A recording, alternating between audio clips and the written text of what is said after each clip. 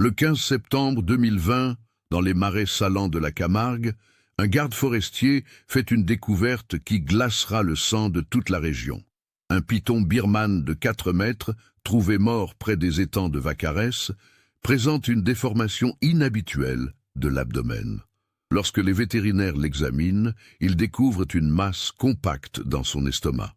Cette masse, composée de fragments d'os, de cheveux bruns et de tissus partiellement digérés, correspondra à l'ADN de Delphine Brochard, une biologiste marine de 34 ans qui avait mystérieusement disparu dans cette même région exactement 1 an auparavant. Comment une femme brillante, mère d'une fillette de 8 ans, a-t-elle pu finir dans l'estomac d'un serpent géant au cœur de l'un des écosystèmes les plus surveillés de France? Cette question hantera les enquêteurs pendant des mois, jusqu'à ce qu'ils découvrent une vérité qui dépasse tout ce qu'ils auraient pu imaginer. Avant de continuer avec cette histoire perturbante, si vous appréciez les cas mystérieux réels comme celui-ci, abonnez-vous à la chaîne et activez les notifications pour ne manquer aucun nouveau cas. Maintenant, découvrons comment tout a commencé. La Camargue, cette terre sauvage du sud de la France, située entre les 2 bras du Rhône, abrite l'un des écosystèmes les plus riches et fragiles d'Europe. Avec ses 350 km² de marais, d'étangs salés et de prairies humides, cette région unique attire chaque année des milliers de chercheurs, ornithologues et biologistes du monde entier. Les flamants roses y côtoient les taureaux noirs, les chevaux blancs galopent dans les sansuires, tandis que plus de 400 espèces d'oiseaux trouvent refuge dans cette mosaïque d'habitats naturels. C'est dans ce cadre exceptionnel, où la nature règne encore en maître malgré la proximité des zones industrielles, que Delphine Brochard avait trouvé sa vocation. Née le 8 mars 1985 à Marseille, Delphine grandit dans une famille de la classe moyenne du quartier de Saint-Barnabé. Son père, Robert Brochard, instituteur passionné de géologie, et sa mère, Michel, infirmière aux urgences de l'hôpital de la Timone, l'encouragent très tôt dans sa passion pour la nature. Déjà petite, elle collectionnait les coquillages et observait les insectes avec une loupe, se souvient sa mère. Elle posait sans arrêt des questions sur le fonctionnement des écosystèmes. Dès l'âge de 10 ans, elle passe ses vacances d'été chez sa grand-mère paternelle, Georgette Brochard, dans une petite maison de pierre blanche à Sainte-Marie-de-la-Mer. Ces séjours marquent profondément la fillette. Accompagnée de sa grand-mère, ancienne institutrice reconvertie en guide nature bénévole, elle explore les canaux, observe les flamants roses dans l'étang de Vacarès et apprend à reconnaître les chants d'oiseaux avec une fascination qui ne la quittera jamais. Ma grand-mère m'emmenait à l'aube dans les marais, racontera plus tard Delphine, dans une interview donnée au journal local La Provence en 2018. Elle me montrait comment les hérons cendrés chassaient, comment les ragondins construisaient leurs terriers. Elle m'a appris que chaque espèce avait son rôle dans l'équilibre général. C'est elle qui m'a transmis l'amour de cette région. Après un doctorat en biologie marine à l'université d'Aix-Marseille, soutenu avec mention très honorable en 2013 sur le thème « Impact des micropolluants sur les communautés phytoplanctoniques en milieu lagunaire méditerranéen », elle décroche en 2014 un poste au Centre de recherche écologique de Camargue, une institution prestigieuse rattachée au CNRS. Sa spécialité, l'étude de l'impact de la pollution industrielle sur les écosystèmes aquatiques de la région. Un domaine d'expertise qui nécessite des compétences multiples en chimie analytique, écologie aquatique et toxicologie environnementale. Un domaine qui, sans qu'elle le sache encore, scellera son destin. Le centre de recherche, installé dans un bâtiment moderne de verre et de béton à la sortie d'Arles, emploie 42 chercheurs permanents et une trentaine de doctorants. Delphine y dirige une équipe de 4 personnes chargées du suivi de la qualité des eaux dans tout le delta du Rhône. Son bureau, situé au 2e étage avec vue sur les marais, déborde de cartes topographiques, d'échantillons étiquetés et de rapports d'analyse chimique. Delphine mène une vie simple mais épanouie dans sa petite maison de location de 80 mètres carrés, de la rue Marius Jouveau à Arles, un quartier tranquille proche du centre historique. La maison, construite dans les années 70 et rénovée par les précédents locataires, possède un petit jardin où elle cultive des herbes aromatiques et quelques légumes avec sa fille. Mère célibataire depuis 2016, elle élève seule sa fille Emma, une fillette vive et curieuse de 8 ans, aux cheveux châtains bouclés comme sa mère, qui partage la passion maternelle pour la nature. L'enfant accompagne souvent Delphine, lors de sorties d'observation dans les zones non dangereuses des marais, armée de ses propres jumelles miniatures et d'un carnet de dessins où elle croque les oiseaux aperçus. Le père d'Emma, Julien Morelli, un musicien de jazz rencontré pendant ses études à la faculté d'Aix-Marseille, a quitté la région quand l'enfant avait 2 ans pour rejoindre un groupe parisien, ne donnant plus signe de vie depuis. Il n'était pas fait pour la vie de famille, confiera Delphine à sa meilleure amie Sophie Blanchard. La musique passait avant tout. Quand Emma a commencé à marcher et que les nuits blanches sont devenues trop fréquentes, il a préféré partir plutôt que d'assumer ses responsabilités. Cette rupture douloureuse a renforcé les liens entre la mère et la fille, créant une complicité particulière que tous leurs proches remarquent. Malgré les difficultés financières inhérentes à son statut de mère célibataire avec un salaire de chercheuse de 2 400 € net par mois, Delphine s'épanouit dans son travail. Elle complète ses revenus en donnant quelques cours du soir de biologie au lycée technique d'Arles et en rédigeant occasionnellement des articles de vulgarisation scientifique pour des magazines spécialisés. Ses collègues la décrivent comme une femme déterminée, méticuleuse, parfois têtue, quand il s'agit de défendre ses convictions écologiques, mais toujours prête à aider les plus jeunes chercheurs. Delphine avait cette capacité rare d'expliquer des concepts complexes de façon simple, témoigne Thomas Richaud, doctorant sous sa supervision. Elle passait des heures à relire nos rapports, à corriger nos protocoles. Elle ne comptait jamais son temps quand il s'agissait de former les étudiants. Elle possède cette rare qualité des vrais scientifiques, une curiosité insatiable doublée d'une rigueur exemplaire dans ses recherches. Ses publications dans des revues internationales comme Aquatic Toxicology et Marine Environmental Research lui valent une reconnaissance croissante dans la communauté scientifique européenne. En 2018, elle reçoit le prix Jeune chercheur de la Société française d'écotoxicologie pour ses travaux sur l'impact des nanoparticules métalliques sur les organismes aquatiques. Au centre de recherche, elle travaille sous la direction du docteur Laurent Vidal, un homme de 58 ans, aux cheveux grisonnants et aux lunettes cerclées de métal, qui dirige l'équipe de biologie aquatique depuis 15 ans. Ancien élève de l'école normale supérieure, spécialiste reconnu de l'écologie des zones humides méditerranéennes, Vidal apprécie particulièrement le sérieux de Delphine et sa capacité à mener des études de terrain dans des conditions parfois difficiles. Elle n'avait peur de rien, dira-t-il plus tard aux enquêteurs, les yeux embués. Quand il fallait prélever des échantillons dans les zones les plus reculées des marais, par tous les temps, elle était toujours volontaire. Je l'avais mise en garde plusieurs fois sur les risques du terrain, mais elle répondait toujours que c'était le prix à payer pour obtenir des données fiables. Leur relation dépasse le cadre strictement professionnel. Vidal, père de 3 enfants adultes, développe une affection paternelle pour cette jeune femme courageuse qui jongle entre carrière scientifique et éducation de sa fille. Il l'aide discrètement en lui confiant des missions de consultance bien rémunérées et en la recommandant pour des conférences internationales. Laurent était comme un second père pour moi, confiera Delphine à sa mère quelques semaines avant sa disparition. Sans son soutien, je n'aurais jamais pu mener ma carrière aussi loin en étant mère célibataire. La région de Camargue, malgré sa beauté naturelle et son statut de parc naturel régional, cache une réalité économique complexe et parfois conflictuelle. Outre le tourisme qui génère 120 millions d'euros de chiffre d'affaires annuel et l'agriculture traditionnelle centrée sur la riziculture et l'élevage, plusieurs industries lourdes se sont implantées dans la zone au fil des décennies, attirées par la proximité du port autonome de Marseille, les facilités logistiques offertes par le delta du Rhône et les avantages fiscaux accordés aux zones de reconversion industrielle.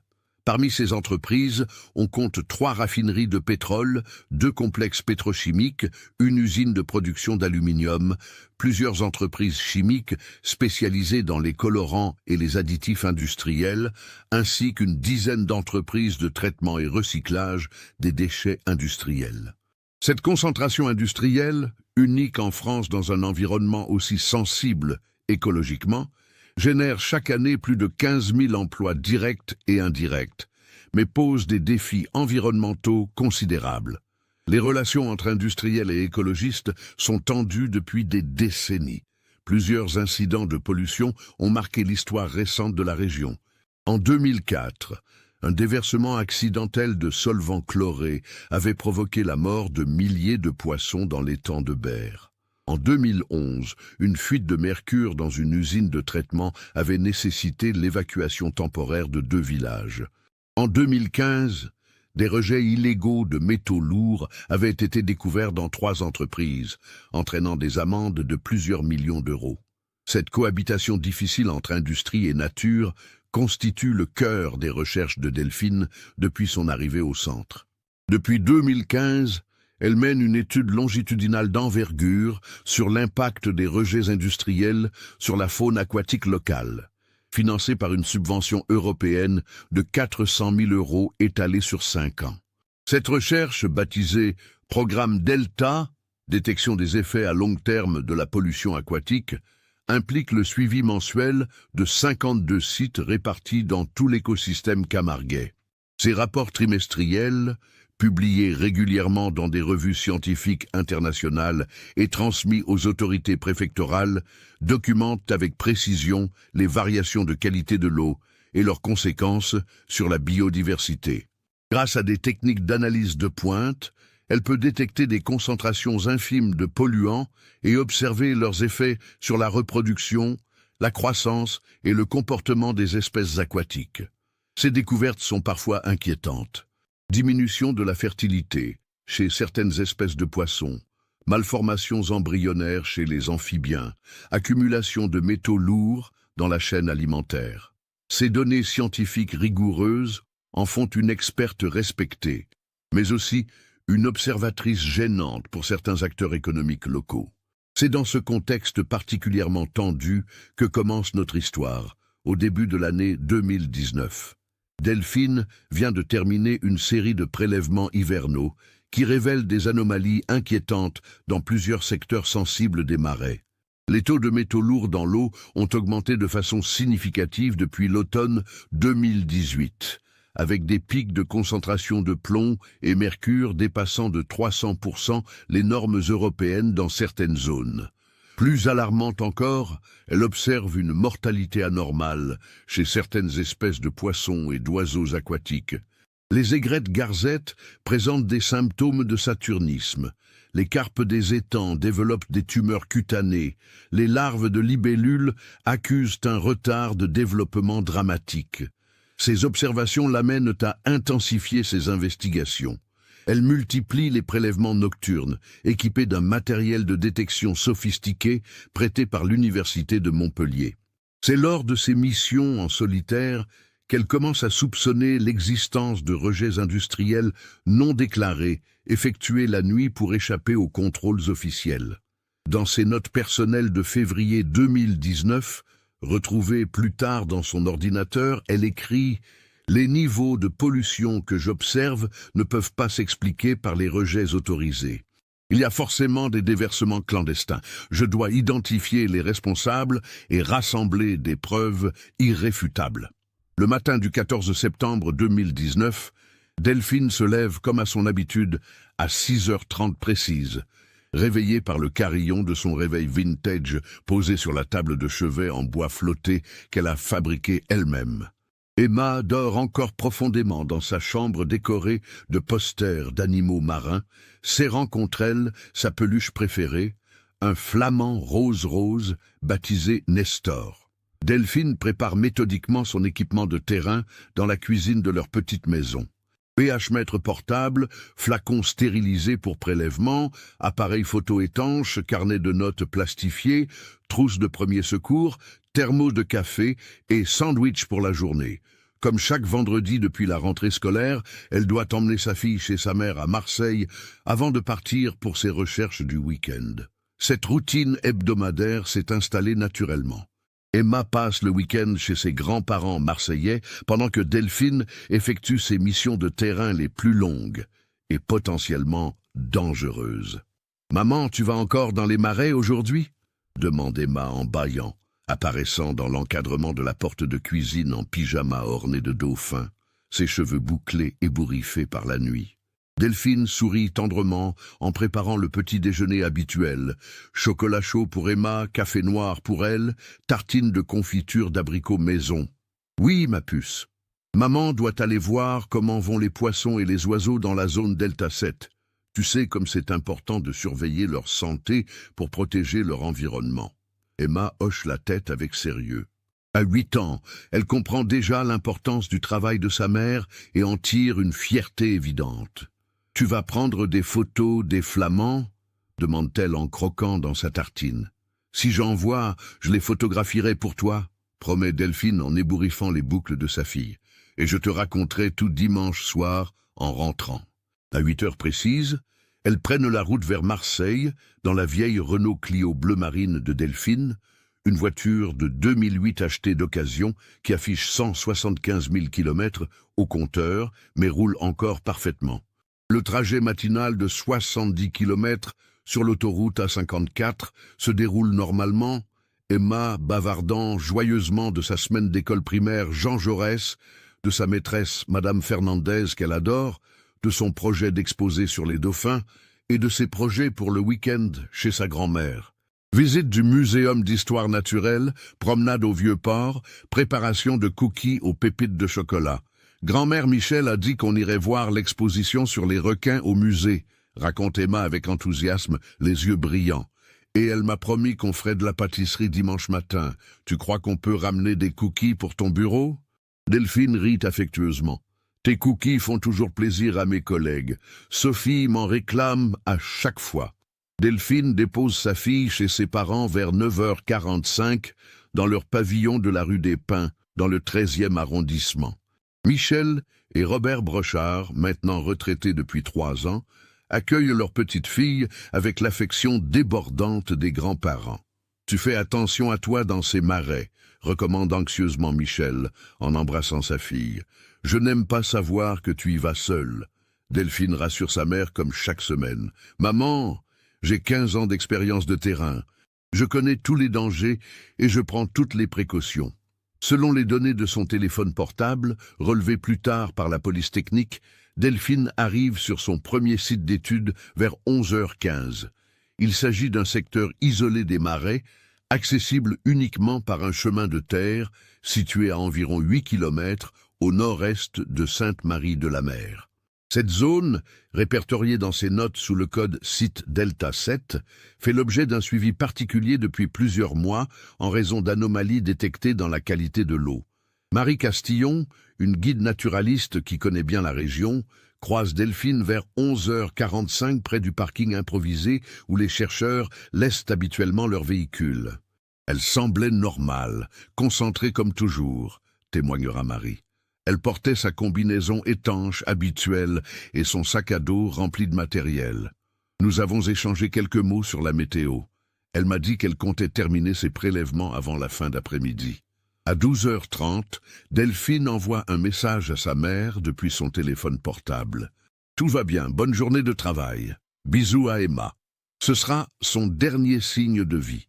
Le protocole habituel de Delphine consiste à effectuer des prélèvements d'eau et de sédiments en plusieurs points du secteur étudié, puis à photographier et cataloguer les espèces observées.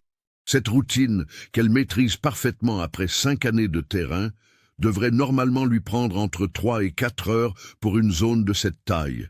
Vers 15 heures, Jean-Pierre Arnaud, un éleveur de taureaux dont les terres jouxtent la zone d'étude, remarque la voiture de Delphine toujours garée au même endroit. « C'était inhabituel », expliquera-t-il aux enquêteurs.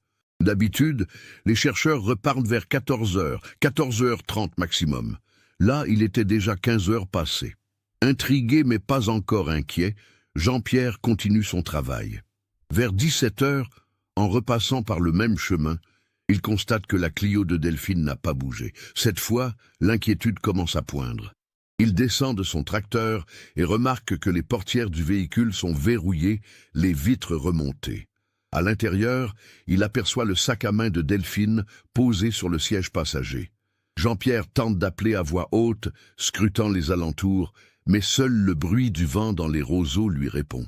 La zone de recherche de Delphine s'étend sur plusieurs hectares de terrain marécageux, parsemé d'étangs et de canaux, où la visibilité est limitée par la végétation dense. Après 20 minutes de recherche infructueuse, il décide d'alerter les secours. À 17h32, Jean-Pierre compose le 18 depuis son téléphone portable. Il y a une voiture abandonnée près des marais de Delta 7, avec les affaires d'une femme à l'intérieur. Je pense qu'il s'est passé quelque chose. L'opératrice du centre de secours d'Arles prend note des informations et promet l'envoi d'une patrouille dans les meilleurs délais. La première équipe de gendarmerie arrive sur les lieux à 18h15. L'adjudant-chef Philippe Mercier, un homme d'expérience habitué aux interventions en milieu naturel, évalue rapidement la situation. La voiture, effectivement verrouillée, contient les affaires personnelles de Delphine, son sac à main avec ses papiers d'identité, son portefeuille contenant 75 €, ses clés de maison et sa carte de crédit. Aucun signe de lutte ou d'effraction. Le véhicule était en parfait état, notera Mercier dans son rapport. Rien n'indiquait un acte de vandalisme ou une tentative de vol. Tout portait à croire que sa propriétaire avait simplement quitté la voiture pour se rendre à pied sur son lieu de travail et n'était pas revenu. L'adjudant-chef organise immédiatement des recherches préliminaires dans un périmètre de 500 mètres autour de la voiture. 4 gendarmes, équipés de lampes torches car la nuit commence à tomber, ratissent méthodiquement la zone. Ils découvrent rapidement les traces du passage de Delphine. Des empreintes de bottes dans la boue, compatibles avec la pointure 40, et un relevé sur ses chaussures de rechange trouvées dans son véhicule. Ces traces mènent vers un secteur particulièrement dense du marais, où elles deviennent de plus en plus difficiles à suivre. À certains endroits, le terrain devient si mou que les enquêteurs s'enfoncent jusqu'aux chevilles. C'était un véritable labyrinthe, se souviendra plus tard l'un des gendarmes. Entre les roseaux, les étangs et les canaux, on pouvait facilement perdre son chemin. Vers 20h, face à l'obscurité grandissante et aux difficultés du terrain, l'adjudant-chef Mercier décide de suspendre les recherches jusqu'au lendemain matin. Il fait placer la voiture de Delphine sous scellé et organise une surveillance du périmètre pendant la nuit. Pendant ce temps, à Marseille, les parents de Delphine commencent à s'inquiéter. Leur fille devait venir récupérer Emma vers 19h pour rentrer à Arles. À 20h30, voyant qu'elle ne donne pas signe de vie et que son téléphone sonne dans le vide, il contacte directement la gendarmerie d'Arles.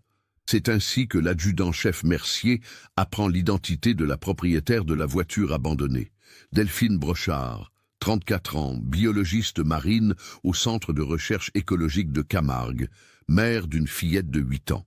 Une femme sans histoire, professionnelle respectée, qui connaît parfaitement le terrain sur lequel elle a disparu. Cette nuit-là, dans sa petite chambre chez ses grands-parents marseillais, Emma s'endort en demandant quand maman viendra la chercher. Elle ne sait pas encore qu'elle ne la reverra jamais vivante. Le 15 septembre 2019 au petit matin, une opération de recherche d'envergure est déployée dans les marais de Camargue. 60 gendarmes, accompagnés de maîtres chiens et d'un hélicoptère de la sécurité civile, ratissent méthodiquement une zone de 15 km² autour du dernier point connu de Delphine. Les équipes cynophiles suivent la piste olfactive jusqu'à un étang profond bordé de roseaux denses. Là, inexplicablement, la trace s'arrête. C'était comme si elle avait disparu dans les airs, confiera plus tard le maître chien Vincent Pradel. Rex a tourné en rond pendant 1 heure, complètement perdu. C'était la première fois que je le voyais dans cet état. L'hélicoptère survole la région pendant 8 heures, utilisant une caméra thermique pour détecter toute présence humaine. Chaque étendue d'eau, chaque bosquet, chaque bâtiment abandonné est minutieusement examiné. Les plongeurs de la sécurité civile explorent les étangs les plus profonds. leurs combinaisons étanches les protégeant de l'eau saumâtre et des vases épaisses qui tapissent le fond. Le docteur Laurent Vidal, superviseur de Delphine, arrive sur les lieux vers midi. Bouleversé par la disparition de sa collègue, il fournit aux enquêteurs tous les détails techniques sur les recherches que menait Delphine. Elle étudiait l'impact de la pollution industrielle sur l'écosystème local, explique-t-il à l'inspectrice Claire Ménard, nouvellement arrivée de Marseille pour diriger l'enquête. Son travail était sensible. Elle avait découvert des anomalies importantes dans la qualité de l'eau. Cette information retient immédiatement l'attention de l'inspectrice Ménard. Femme de 42 ans, spécialisée dans les affaires environnementales, elle a déjà eu à traiter plusieurs cas liés au conflit entre industrie et écologie. Quand un scientifique qui étudie la pollution disparaît mystérieusement, il faut toujours creuser plus profond, note-t-elle dans son carnet d'enquête. Les recherches se poursuivent pendant une semaine entière. 150 personnes participent aux opérations, gendarmes, pompiers, bénévoles locaux, membres d'associations de protection de la nature. La région entière se mobilise. Des affiches avec la photo de Delphine sont placardées dans tous les villages environnants. Sa photo souriante, prise lors d'une conférence scientifique 6 mois plus tôt, devient familière pour tous les habitants de Camargue. Pourtant, malgré cette mobilisation exceptionnelle, aucune trace de Delphine n'est découverte. Ni vêtements, ni équipement, ni indice quelconque. Elle semble avoir été aspirée par les marais eux-mêmes. L'enquête prend alors une tournure différente. L'inspectrice Ménard reconstitue minutieusement les derniers mois de la vie de Delphine. Elle interroge tous ses collègues, analyse ses communications téléphoniques, épluche ses relevés bancaires. Un portrait précis de la scientifique émerge. Une femme discrète, entièrement dévouée à son travail et à sa fille, sans ennemis connus ni problèmes financiers majeurs. Cependant, certains éléments intriguent l'inspectrice. Dans les semaines précédant sa disparition, Delphine avait modifié ses habitudes de terrain. Habituellement, elle travaillait en équipe ou prévenait toujours un collègue de ses déplacements. Depuis le mois d'août 2019, elle avait commencé à effectuer des sorties en solitaire, sans en informer personne, au laboratoire. C'était inhabituel, confirme sa collègue Sophie Blanchard, hydrobiologiste au même centre de recherche. Delphine était très respectueuse des protocoles de sécurité. Elle insistait toujours pour qu'on se signale mutuellement nos déplacements. Quand j'ai voulu l'accompagner fin août, elle m'a dit qu'elle préférait y aller seule. Je n'ai pas insisté, mais ça m'a surprise. L'analyse de l'ordinateur portable de Delphine révèle des données troublantes. Ses derniers rapports de recherche, datés du début septembre 2019, mentionnent des anomalies significatives dans plusieurs secteurs des marais. Les taux de métaux lourds et de composés chimiques relevés dépassent largement les normes européennes. Plus inquiétant encore, ces pollutions semblent s'intensifier rapidement depuis le printemps 2019. Dans ses notes personnelles, retrouvées dans un carnet crypté sur son ordinateur, Delphine évoque des rejets nocturnes suspects et mentionne avoir observé des véhicules industriels dans des zones supposées protégées. Elle avait même pris des photos, datées du 28 août 2019, montrant des camions-citernes près d'un point de rejet dans les marais. Ces découvertes orientent l'enquête vers un possible conflit avec des intérêts industriels locaux. L'inspectrice Ménard demande une commission rogatoire pour analyser les activités de toutes les entreprises situées dans un rayon de 30 km autour de la zone de disparition. Pendant ce temps, Emma grandit dans la douleur de l'absence maternelle. Confiée à ses grands-parents marseillais, elle refuse d'abord de croire à la disparition définitive de sa mère. « Maman va revenir », répète-t-elle inlassablement. Elle est juste partie très loin pour son travail. Les psychologues qui la suivent expliquent ce mécanisme de déni, fréquent chez les enfants confrontés à la perte d'un parent. L'hiver 2019 s'écoule sans développement majeur. L'enquête stagne, malgré les efforts constants de l'inspectrice Ménard. Les analyses des entreprises locales ne révèlent rien de concluant. Officiellement, toutes respectent les normes environnementales. Les autorisations de rejet sont en règle, les contrôles administratifs ne montrent aucune anomalie. Pourtant, Ménard n'abandonne pas. Son expérience lui dit que les apparences sont souvent trompeuses dans ce type d'affaires. Elle continue à enquêter discrètement, interrogeant les employés des entreprises chimiques, rencontrant les sous-traitants, analysant les circuits de transport des déchets industriels. Au printemps 2020, l'affaire semble s'enliser définitivement. Les médias locaux cessent d'en parler, l'attention du public se porte sur d'autres sujets.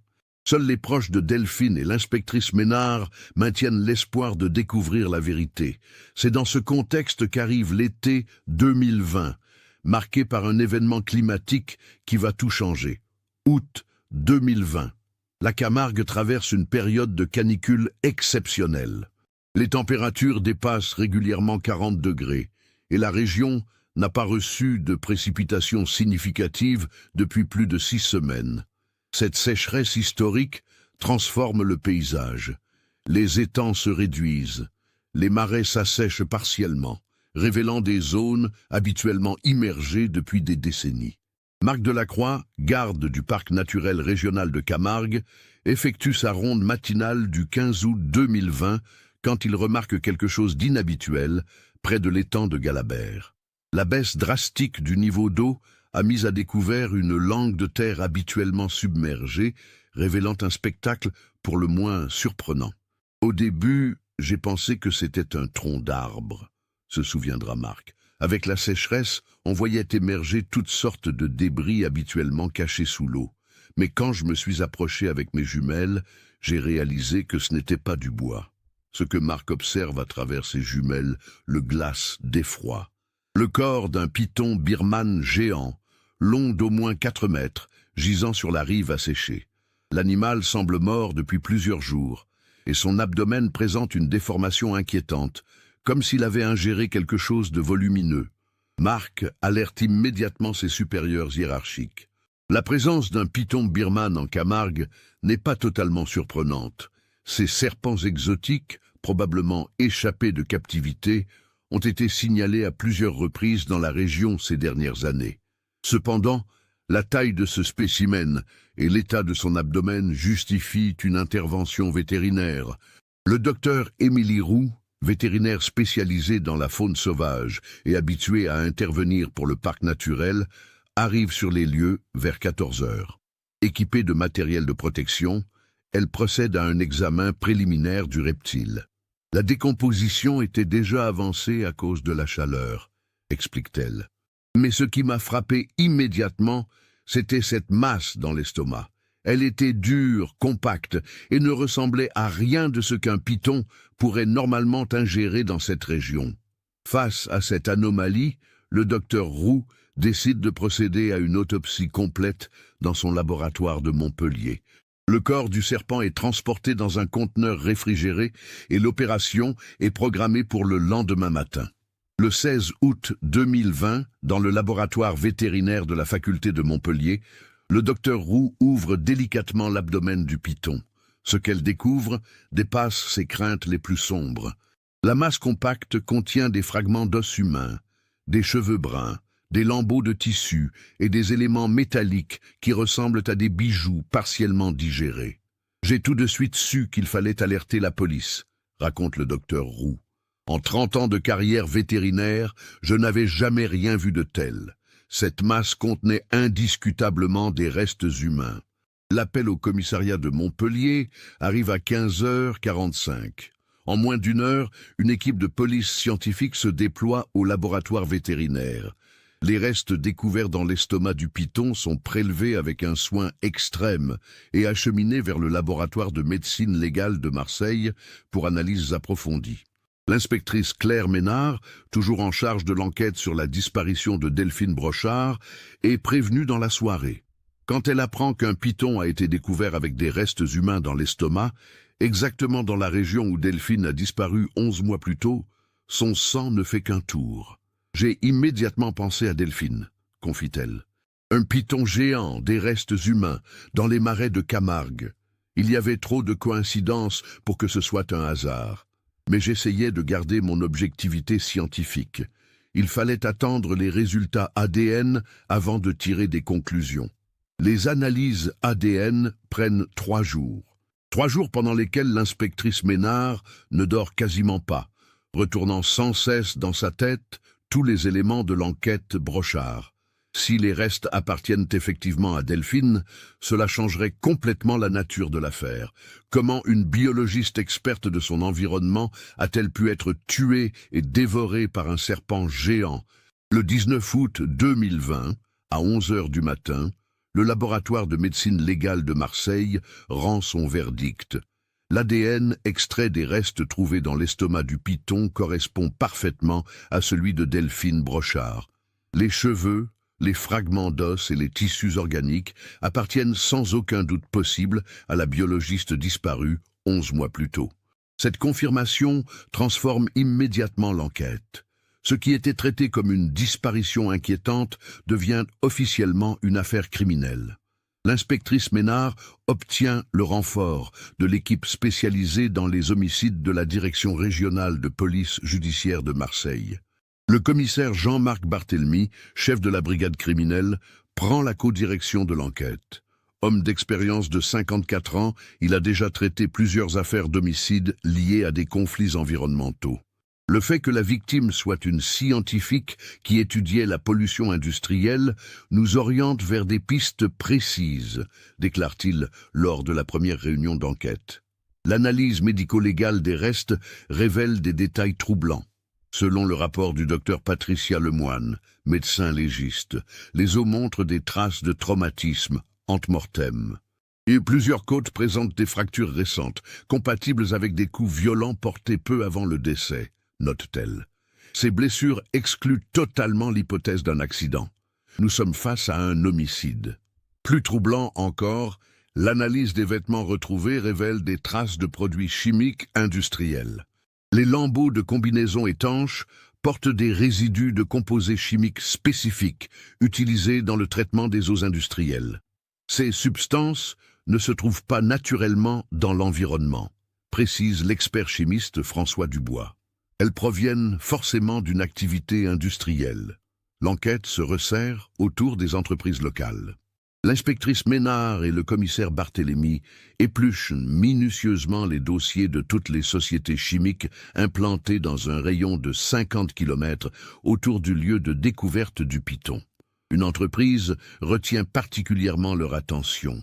Aquatech Industries, spécialisée dans le traitement des eaux usées industrielles.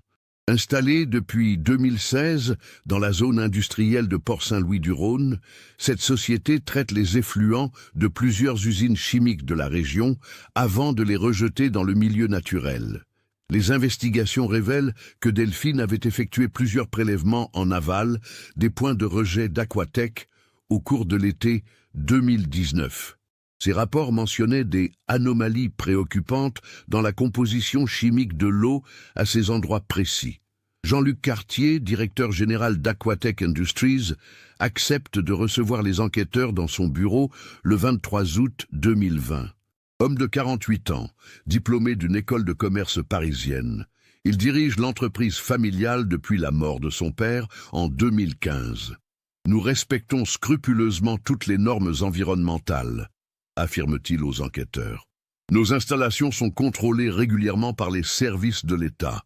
Je ne vois pas pourquoi cette scientifique se serait intéressée spécifiquement à notre activité. Pourtant, l'inspection des registres d'Aquatech révèle des incohérences troublantes. Les volumes de déchets traités déclarés aux autorités ne correspondent pas aux quantités réellement reçues, selon les bons de transport retrouvés dans les archives de l'entreprise. L'écart représente plusieurs milliers de tonnes de déchets chimiques par an. Michel Garnier, chef de la sécurité d'Aquatech, se montre particulièrement nerveux lors de son interrogatoire. Ancien militaire de 42 ans, reconverti dans la sécurité privée, il supervise une équipe de 6 agents chargés de protéger les installations de l'entreprise. Et on ne peut pas surveiller tous les scientifiques qui viennent fouiner dans le coin, déclare-t-il avec agressivité. Si cette femme s'est fait attaquer par un serpent, c'est qu'elle n'avait rien à faire dans ces marais dangereux. Cette réaction disproportionnée alerte immédiatement les enquêteurs. Un complément d'enquête est ordonné sur Michel Garnier et son équipe de sécurité. L'analyse de leur téléphone portable révèle des communications suspectes dans les jours précédant la disparition de Delphine. Le 24 août 2020, l'inspectrice Ménard obtient une commission rogatoire pour perquisitionner les locaux d'Aquatech Industries.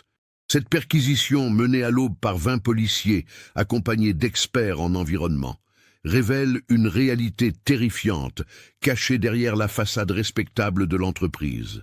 Dans les bureaux d'Aquatech Industries, les enquêteurs découvrent un double système comptable soigneusement dissimulé.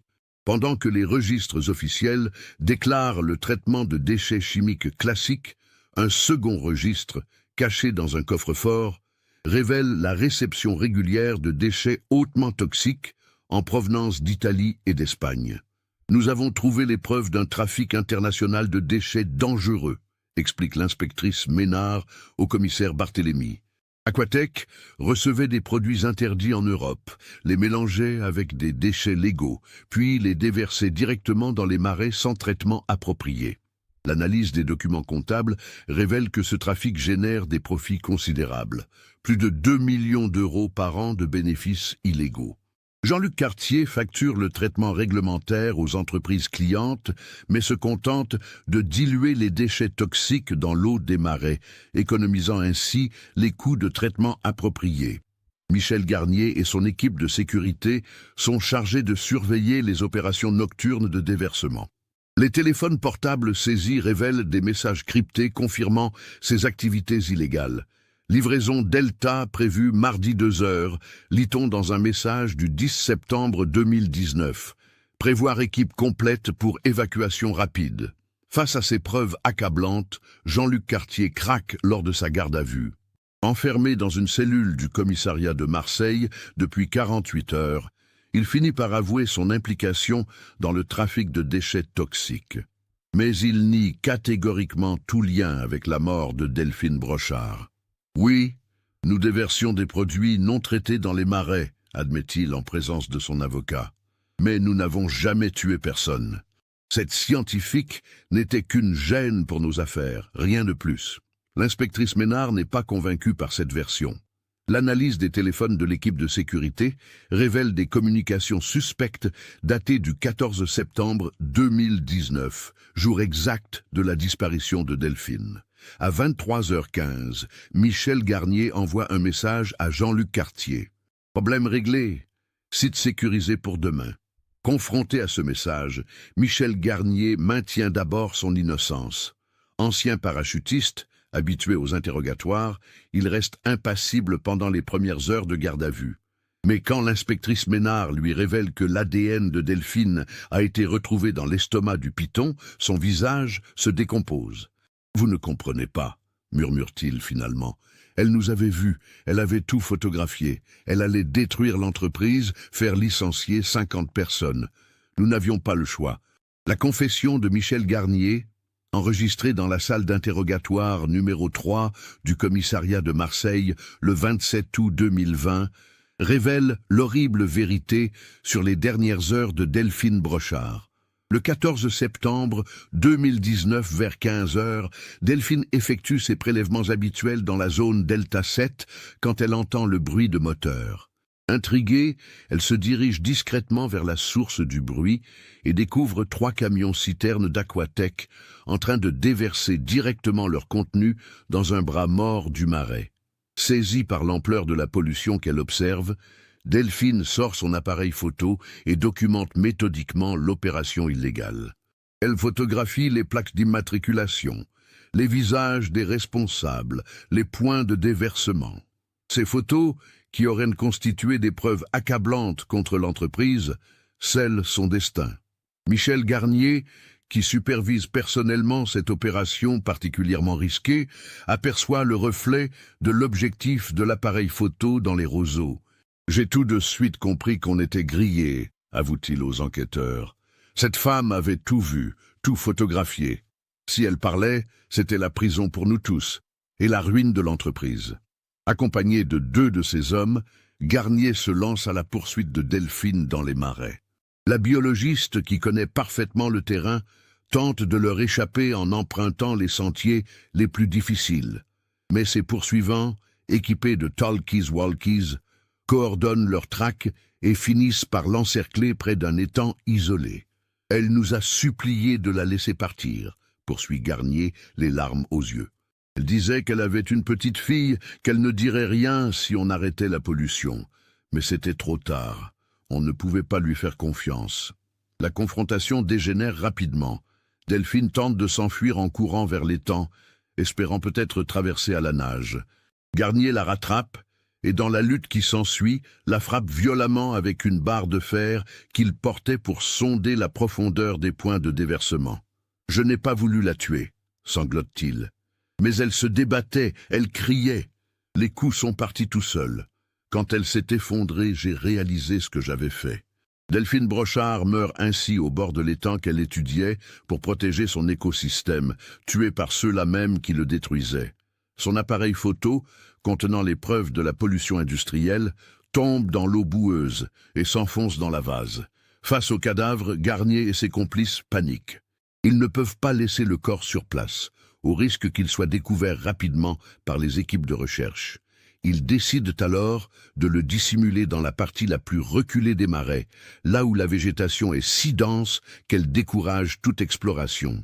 Ils transportent le corps de Delphine dans un secteur particulièrement sauvage, peuplé d'une faune variée, incluant plusieurs spécimens de pythons birmanes échappés de captivité au fil des années. Ces serpents géants, attirés par l'odeur du sang, ne tardent pas à découvrir le cadavre abandonné. « On ne pensait jamais que les serpents, » balbutie Garnier. « On croyait que le corps se décomposerait naturellement dans les marais. On ne savait pas qu'il y avait des pythons si gros dans cette zone. » La nature reprend ainsi ses droits de la façon la plus cruelle qui soit. Delphine, qui consacrait sa vie à protéger la faune des marais, devient littéralement la proie de cette même faune qu'elle chérissait. Le python birman, probablement attiré par l'odeur de la décomposition, ingère progressivement les restes de la biologiste au cours des semaines suivantes.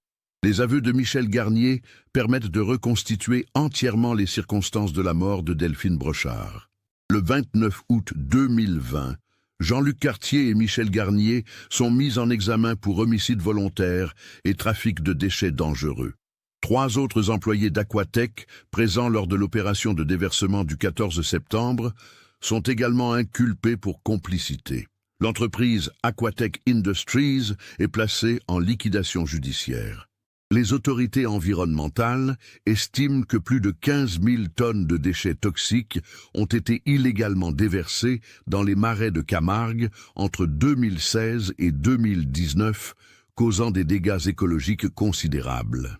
Une opération de dépollution d'envergure est lancée au coût de 12 millions d'euros, financée par la saisie des biens de l'entreprise et de ses dirigeants. Les travaux dureront 3 ans et permettront de restaurer partiellement l'écosystème endommagé. Le procès de Jean-Luc Cartier et Michel Garnier s'ouvre le 15 mars 2022 devant la cour d'assises des Bouches-du-Rhône. L'affaire suscite un retentissement national, devenant un symbole des conflits entre intérêts économiques et protection environnementale. Emma Brochard, désormais âgée de 11 ans, assiste au procès accompagnée de ses grands-parents. Mature pour son âge, marquée par la disparition de sa mère, elle comprend enfin les circonstances tragiques de cette perte qui a bouleversé sa vie. « Maman protégeait la nature », déclare-t-elle aux journalistes présents. « Elle est morte en essayant de sauver les animaux et les plantes qu'elle aimait. Ces hommes l'ont tuée parce qu'elle dérangeait leurs affaires sales. » Le témoignage poignant de l'enfant émeut profondément les jurés. L'avocat général requiert la réclusion criminelle à perpétuité pour Michel Garnier et 25 ans de prison pour Jean-Luc Cartier. Delphine Brochard est morte pour avoir voulu protéger l'environnement que nous léguerons à nos enfants, déclare-t-il lors de son réquisitoire. Sa mort ne doit pas rester impunie. Le verdict tombe le 22 mars 2022. Michel Garnier est condamné à 25 ans de réclusion criminelle pour homicide volontaire. Jean-Luc Cartier écope de 18 ans de prison pour complicité d'homicide et organisation d'un trafic de déchets dangereux. Les 3 autres complices reçoivent des peines comprises entre 5 et 8 ans d'emprisonnement. L'inspectrice Claire Ménard, présente lors du verdict ressent un mélange de satisfaction et de tristesse. « Justice est rendue pour Delphine », confie-t-elle aux journalistes. Mais rien ne pourra ramener cette mère de famille exceptionnelle, ni réparer les dégâts causés à l'écosystème qu'elle protégeait. Le Centre de recherche écologique de Camargue crée en mémoire de Delphine une bourse d'études annuelle destinée aux jeunes biologistes spécialisés dans la protection environnementale. Son ancien bureau est transformé en centre de documentation sur les crimes environnementaux, accessible aux chercheurs du monde entier. Emma Brochard grandit avec le souvenir d'une mère héroïque, morte pour ses convictions. Encouragée par ses grands-parents, elle développe à son tour une passion pour les sciences naturelles. « Je veux continuer le travail de maman », explique-t-elle lors d'une interview donnée à l'âge de 15 ans. « Je veux protéger la nature comme elle l'a fait. » Le python birman, qui avait ingéré les restes de Delphine, devient malgré lui un symbole de cette affaire tragique. Naturalisé par un taxidermiste de Montpellier, il est exposé au Muséum d'histoire naturelle de Marseille, dans une section consacrée aux crimes environnementaux, accompagné d'un panneau explicatif relatant l'histoire de Delphine Brochard. L'ironie tragique de cette histoire résonne encore aujourd'hui dans les marais de Camargue.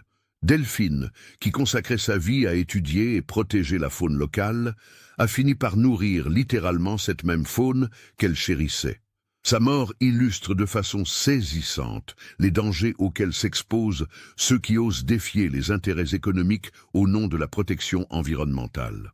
Les marais de Camargue ont retrouvé une partie de leur splendeur d'antan grâce aux travaux de dépollution financés par la condamnation d'Aquatech Industries. Les flamants roses sont revenus nicher dans les zones restaurées, les poissons repeuplent progressivement les étangs assainis. La nature, avec sa capacité de résilience extraordinaire, a en partie effacé les cicatrices de la pollution industrielle. Mais le souvenir de Delphine Brochard perdure dans cette région qu'elle aimait tant, une stèle commémorative, érigée près du site Delta 7 où elle effectuait ses dernières recherches, porte cette inscription simple mais émouvante. À Delphine Brochard, biologiste et mère. Elle est morte pour que vivent les marais qu'elle protégeait. Chaque année, le 14 septembre, anniversaire de sa disparition, des biologistes du monde entier se rassemblent près de cette stèle pour honorer sa mémoire. Ils déposent des gerbes de fleurs locales et renouvellent leur engagement à poursuivre son combat pour la protection de l'environnement. L'histoire de Delphine Brochard nous rappelle que derrière chaque donnée scientifique, chaque rapport d'expertise, chaque alerte environnementale, se cachent des hommes et des femmes qui risquent parfois leur vie pour défendre des causes qui les dépassent. Elle nous enseigne aussi que la nature, même malmenée, conserve toujours le dernier mot dans l'éternelle confrontation entre l'homme et son environnement. Cette affaire nous montre comment la cupidité et l'irresponsabilité environnementale peuvent conduire aux pires extrémités. Le courage de Delphine Brochard, qui a payé de sa vie sa détermination à protéger l'écosystème de Camargue, nous rappelle l'importance cruciale du travail des scientifiques et des défenseurs de l'environnement. Qu'avez-vous pensé de cette histoire tragique? Aviez-vous perçu les indices qui menaient vers la vérité industrielle cachée? Partagez vos réflexions dans les commentaires. Si cette enquête vous a marqué, n'oubliez pas de vous abonner à la chaîne et d'activer les notifications pour découvrir d'autres affaires similaires. Laissez votre like si cette histoire vous a touché et partagez-la avec quelqu'un qui s'intéresse aussi aux enjeux environnementaux et aux mystères judiciaires.